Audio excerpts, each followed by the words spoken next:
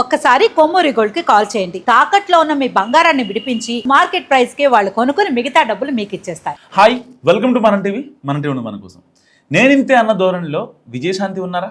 ఆమె పెడుతున్న social postings పార్టీకి ఇబ్బంది అవుతున్నాయా?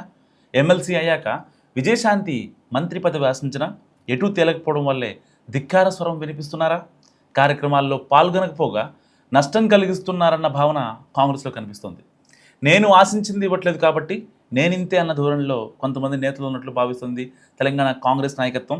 అలాంటి వాళ్ళలో విజయశాంతి ఒకరన్నది ముఖ్య నేతల ఫీలింగ్ అట.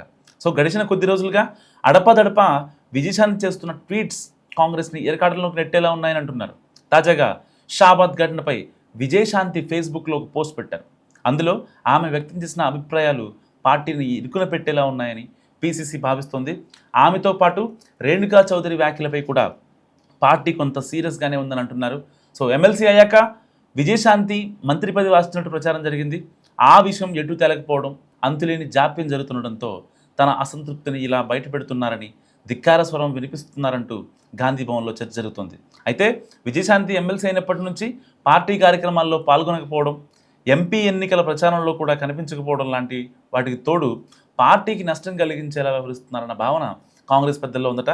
సో అధిష్టానం నుంచి ఆశీస్సులతో ఎమ్మెల్సీ అయిన విజయశాంతి ఇక్కడ ఏం జరిగినా హస్తంలో చెప్పుకోవాల్సిన ధీమాతో ఉన్నారనే ఇంకో వర్షన్ పార్టీ వర్గాల్లోనే వినిపిస్తోంది. విపక్షంలో ఉన్నప్పుడు పార్టీ కోసం పనిచేసిన వారిని కాదని పదవులు ఇస్తే ఇలాగే ఉంటుందంటూ కొందరు కామెంట్ చేస్తున్నారు.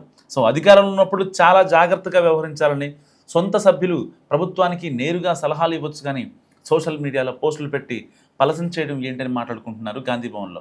సో ఇలాంటి చర్యలన్నీ ప్రతిపక్షానికి అవకాశం ఇవ్వడమేనన్నది పిసిసి ఫీలింగ్.